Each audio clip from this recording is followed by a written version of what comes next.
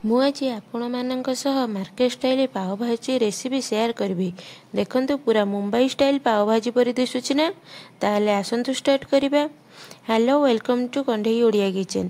ପାଓ ଭାଜି ବନେଇବା ପାଇଁ ମୁଁ ଏଠି ଏହିସବୁ ପରିବା ନେଇଛି, ଯେମିତିକି ଟମାଟୋ, ବିଟରୁଟ୍, ଗାଜର, ଆଳୁ, ଗ୍ରୀନ୍ ମଟର, କ୍ୟାପ୍ସିକମ୍, ପିଆଜ, 2ରୁ 4ଟି ବିନ୍ସ, ଗୋଟିଏ ଫୁଲକୋବି।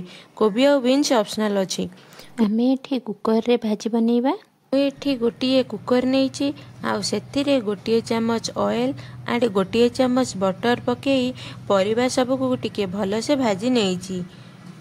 ଭାଜିରେ ନ୍ୟାଚୁରାଲ କଲର୍ ଆଣିବା ପାଇଁ ଆମେ ଏଠି ବିଟରୁଟ୍ ୟୁଜ୍ କରୁଛେ। ମାର୍କେଟରେ ଫୁଡ଼୍ କଲର୍ ୟୁଜ୍ କରନ୍ତି, ଯେଉଁଟାକି ହେଲ୍ଥ ପାଇଁ ଭଲ ନୁହେଁ। ମୁଁ ଏଠି ଗୋଟିଏ କପ୍ ମଟର ନେଇଛି, ଆଉ 2ଟି ଆଳୁକୁ ବଡ଼ ବଡ଼ ପିସେସ୍ କରି କାଟି ନେଇଛି, ଆଉ 2ଟି ବଡ଼ ସାଇଜ୍ର ଟମାଟୋ ନେଇଛି।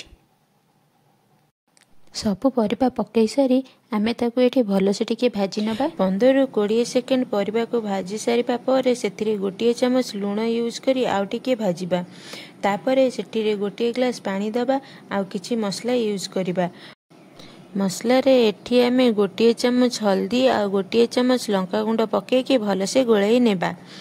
ତାପରେ ସେଥିରେ 2 ଚାମଚ ଏଭରେଷ୍ଟ ପାଓ ଭାଜି ମସଲା ଆଡ଼୍ କରିବା, ଆଉ କୁକର ବନ୍ଦ କରି 2ଟି ସିଟି ଆସିବା ଯାଏଁ ବଏଲ୍ କରିବା। ତାପରେ ଗୋଟେ କଢ଼େଇରେ କିଛି ଅଏଲ୍ ଆଉ ବଟର ପକାଇ କଟା ହୋଇ ରଖିଥିବା ପିଆଜ ଆଣ୍ଡ କ୍ୟାପ୍ସିକମ୍କୁ ପକାଇବା।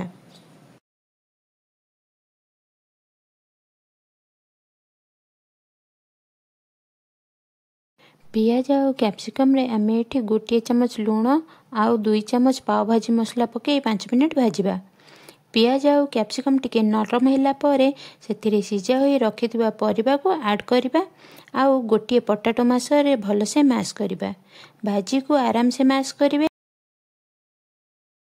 ଯେତେ ଭଲସେ ମ୍ୟାଶ୍ କରିବେ ସେତେ ବଢ଼ିଆ ଟେଷ୍ଟ ଆସିବ।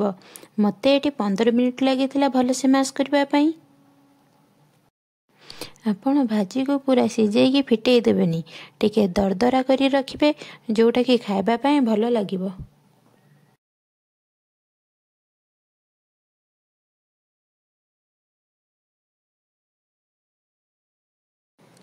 ଭାଜି ଗାଢ଼ା ହେବା ଯାଏଁ ତାକୁ ଭଲସେ ଗୋଳେଇବେ।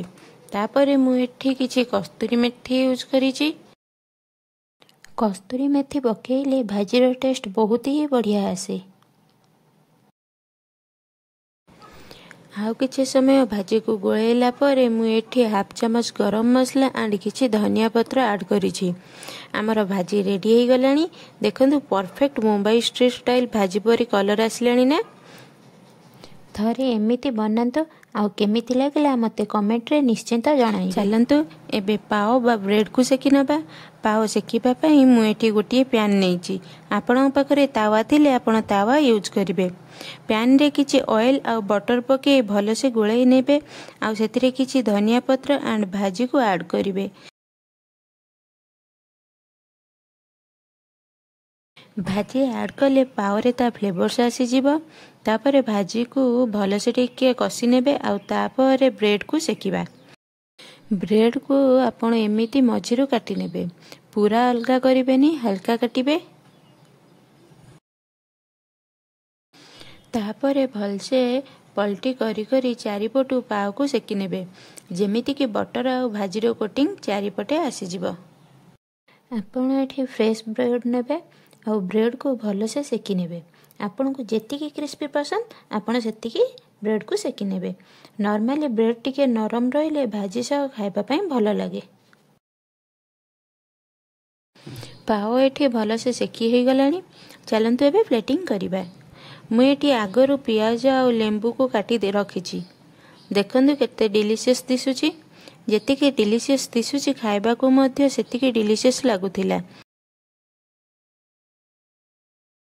ଦେଖନ୍ତୁ ପାଓ ଭିତରେ କେତେ ଭଲସେ ଭାଜିର କୋଟିଂ ଲାଗିଯାଇଛି।